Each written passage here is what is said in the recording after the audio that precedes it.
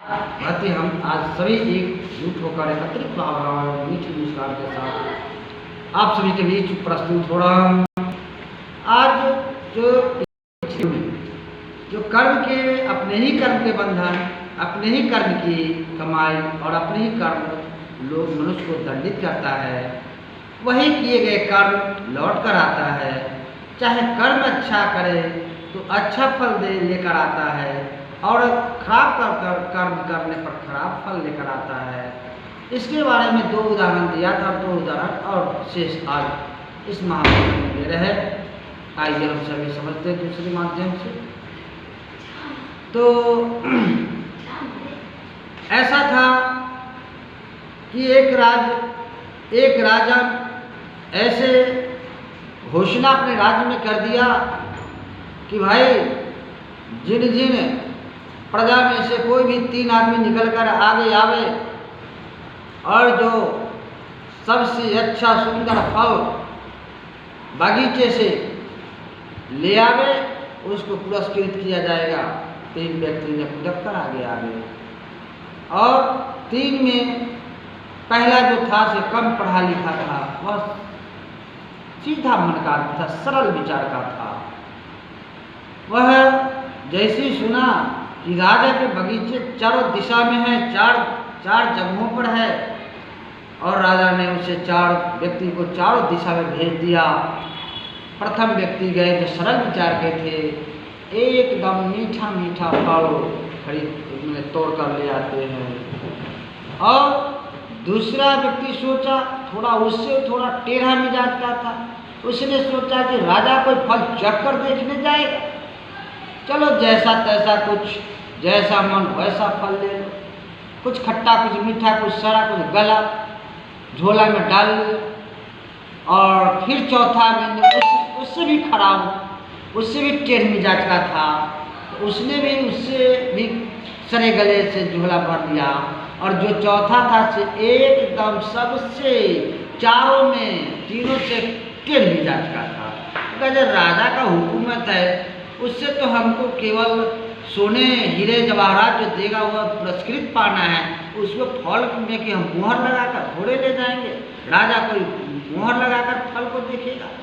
वह जैसे बिल्कुल जैसे तैसे सरे गले कुछ घास को फूस डाल लेता है और झोला लाता है चारों।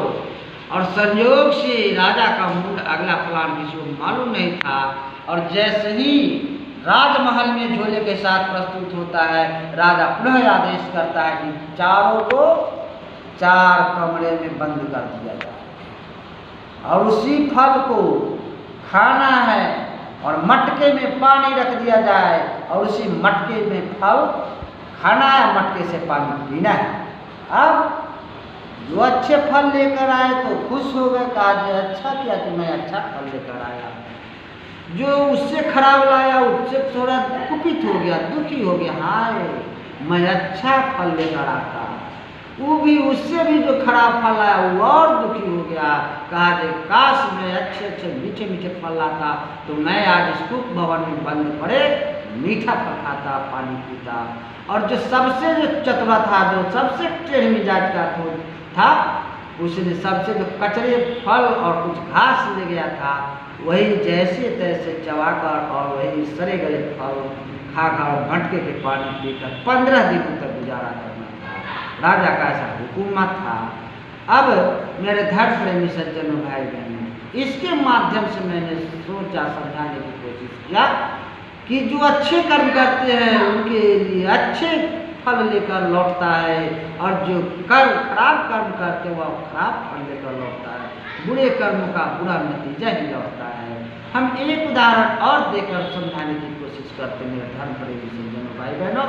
अब दूसरा, जैसे हमारा कभी कभी अंग, शरीर के हर अंग प्रत्यंग जो है दोषी हो जाता है और लोभी हो जाता है, लालची हो जाता है, और हमारे शरीर के हर अंग हर कार्य नहीं कर सकता।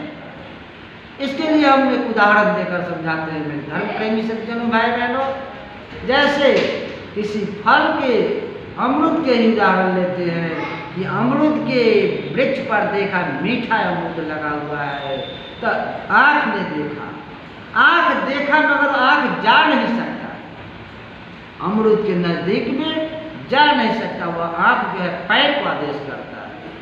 पैर तो चला गया लेकिन तोड़ नहीं सकता है, तोड़ने का आदेश तो हाथ को करता है।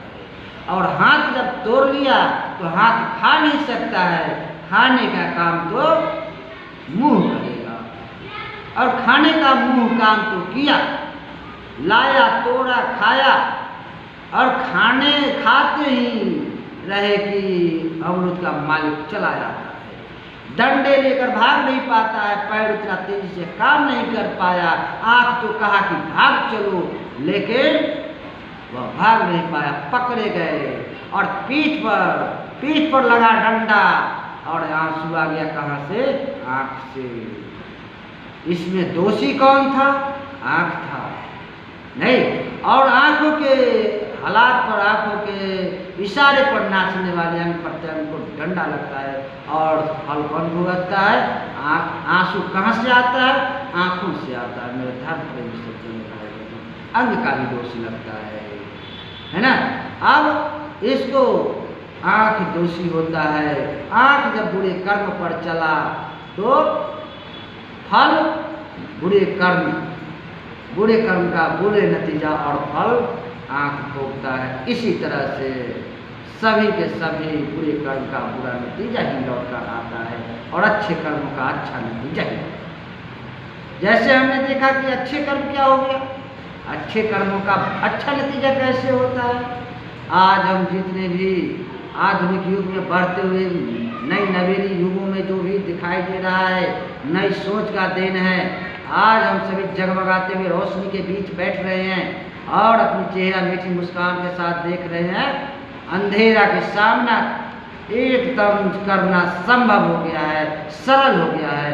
आज यह दिन है तो हमारा जेम्स वाट एडम स्मिथ का दिन, एडम स्मिथ वैज्ञानिक का दिन है। यदि आज उस दिन अच्छे कर्म नहीं करते, अच्छे सोच नहीं करता, सोच ऊंचे नहीं करते, आज हम सभी अंधेरा में ही आज टटोलते रह जाते। इसलिए ऊंची सोच का और ऊंची कर्मों का ऊंचा फल, ऊंचा नतीजा आता है।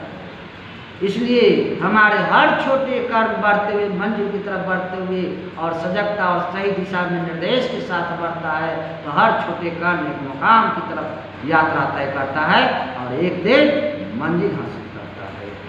धन प्रेमी सज्जन भाई बहनों, इस प्रकार विद्वानों ने बखान किया है, ईश्वर की गुणगान का भी बखान किया है कि जिसके मन में राम नाम बंद है, उसके जीवन में आनंद ही आनंद है।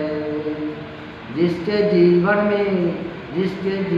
में राम नाम बंद है, उसके जीवन में हरदम आनंद ही आनंद है। राम कहते हैं कि मेरे खोजे कोई काशी कावा जावे, मोहि खोज में भर मावे दिग दिग में, कोने कोने में भर मावे। कभी काशी मस्जिद पानी पत्थर में ढूंढे रे बंदा, राम कहते रे बंदा रे मूर्ख, मैं तो न हूँ काबा कैलाश में, मैं तो हूँ तेरे पास में बंदा, मैं तो हूँ तेरे पास में। जिनको जीवन में मिला सत्संग है, उनके जीवन में हरदम आनंद ही आनंद है।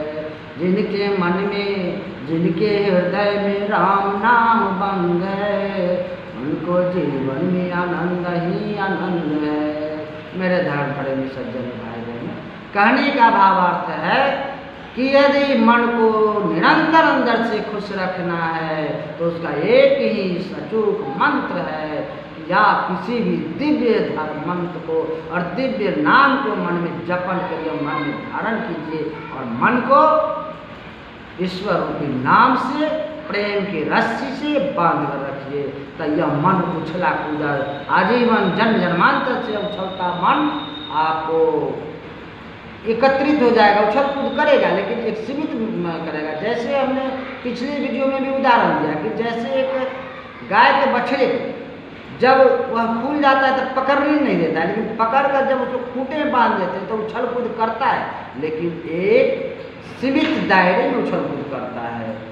इसी तरह से इस बावले मन को जो संसार में भटकता है, कभी सुख में, कभी सुविधा में, कभी गाड़ी में, कभी घोड़ा में, कभी यहाँ, कभी वहाँ, कभी टेलीविजन में, कभी कहीं, कभी कहीं कहीं, कभी मोबाइल में, कभी रुपया में, कभी धन में शांति ढूंढता है, सुख ढूंढता है। मेरे धर्म प्रेमी सज्जनों भाई बहनों, इन तमाम भौतिक साधनों में क्षणिक सुख है, लेकिन मन की निरंतरता शांति के लिए तो मुझे राम नाम या ईश्वरीय कोई भी देवी शक्ति के नाम रूपी खूंटा में और प्रेम रूपी रस्सी से मन को बांध कर रख देंगे तो मन तो भाग दौड़ उसको भागने का आदत पड़ा हुआ है, भागेगा लेकिन उतना दूरी नहीं भागेगा, सीमित दायरे में भागेगा। और राम भगवान, किसी भी भगवान के नाम से मन को जोड़ कर रखिए। इन्हीं चंद शब्दों के साथ वाणी को विराम दे रहा, वाणी को अतिरिक्त प्रारूप न देते हुए वाणी धीरे धीरे विराम की ओर जा रहा। यदि ये शब्द आपको एक भी शब्द मन में बैठ जाता है तो उन अच्छे शब्दों को मन में उतार कर जीवन में धारण करने के, जीवन में लागू करने की जरूरत है। मेरे धर्म प्रेमी सज्जनों भाई बहनों, इन्हीं चंद शब्दों के साथ वाणी विराम की ओर जा रहा है। जय जय श्री सीताराम नाम महाराज की जय। इस वाणी को अच्छा लग जाए तो एक बार लाइक सब्सक्राइब जरूर करेंगे, ताकि हर नई वाणी सेवा आपके निःशुल्क और निस्वार्थ भाव से पहुंचता रहे। जय जय सीताराम महाराज की जय। जय जय गुरुदेव, वृंदावन बिहारी लाल की जय। संत समाज की जय। श्रोता भगवान